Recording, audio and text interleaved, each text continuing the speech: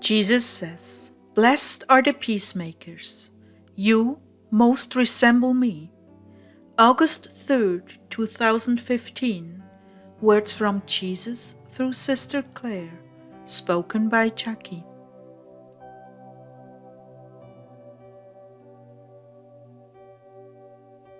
Jesus began, "Blessed are the peacemakers, for they will be called sons of God."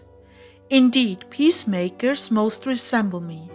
Of all attributes, aside from charity, peacemaking is most important to me.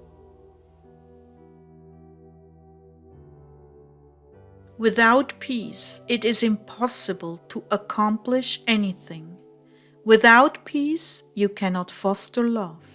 Without peace, men are in a continual downward spiral of death and hopelessness. So this is one of Satan's favorite strategies. Steal your peace at any cost. Deprive you of your peace. That is why I've promised you the peace that passes all understanding. Anytime your peace is being rattled, you can assume there is a snake nearby. No pun intended. Okay, a rattlesnake.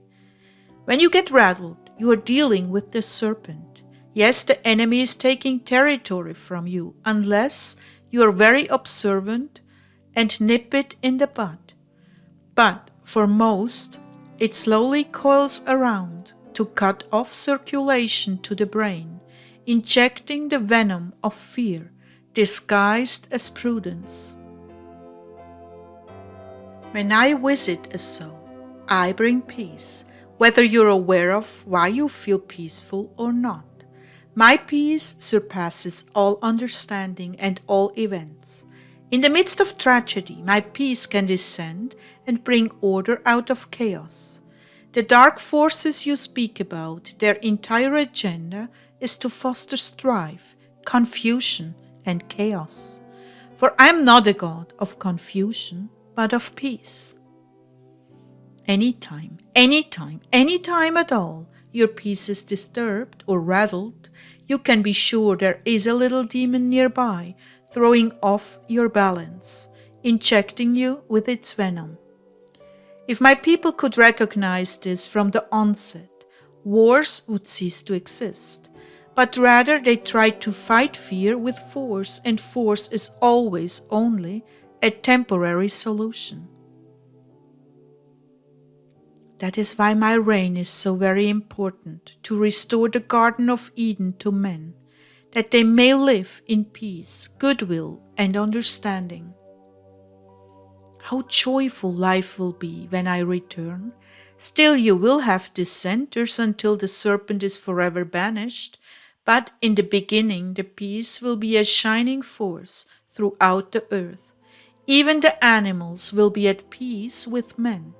This peace will be hard-won by the blood of many, and will in its nature only be temporary until the final judgment. Then peace shall reign forever.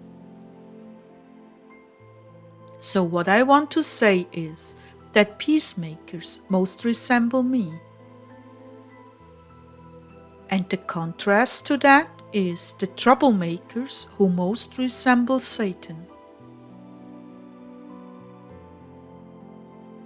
That is why I called the religious leader a brood of vipers.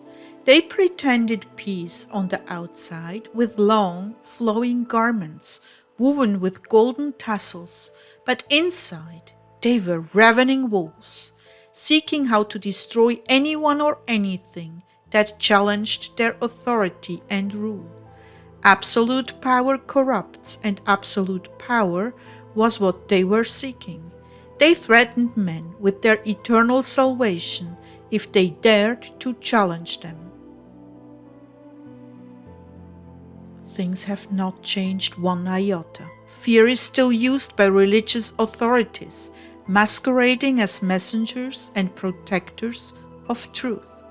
My dear ones, have nothing to do with dissemblers and those who sow discord among brethren. This is most certainly inspired by the wicked ones.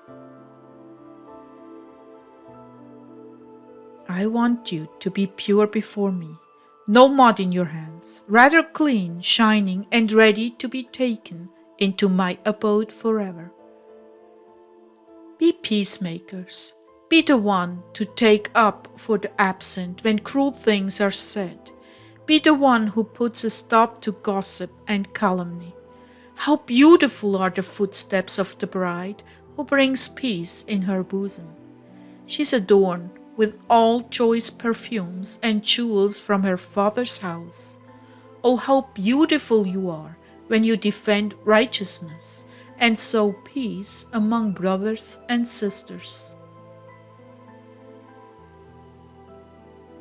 You most resemble me when you bring order out of confusion, understanding out of conflict, turning bitterness to forgiveness and kindness. There is no prize worthy of such a soul who goes around bringing brotherly love and concord. The fruits of such a one as this will testify to her virtue throughout eternity. I want you to consider for a moment how the wicked venom from the mouth of the serpentine woman can foment wars and disaster after disaster to rulers. 1st and 2nd Kings chronicles the lives of Ahab and Jezebel his wife, and 1 Samuel 25 tells the story of Nabal, Abigail, and David. I am taking the time, my bride, to reveal the fruits of a wicked and the fruits of the wise. How beautiful you are to me, my brides. Truly you take my breath away with your virtue when you defend the innocent and refuse to partake of evil. Remember, in this time left to you on earth, the devils are always looking for a way to defile you, steal your purity, your innocence, your beauty. Dissembling and destroying peace among brethren or family is the enemy's favorite tactic. Be on your guard, my beautiful ones. Protect your virtue and the virtue of others from detraction and gossip.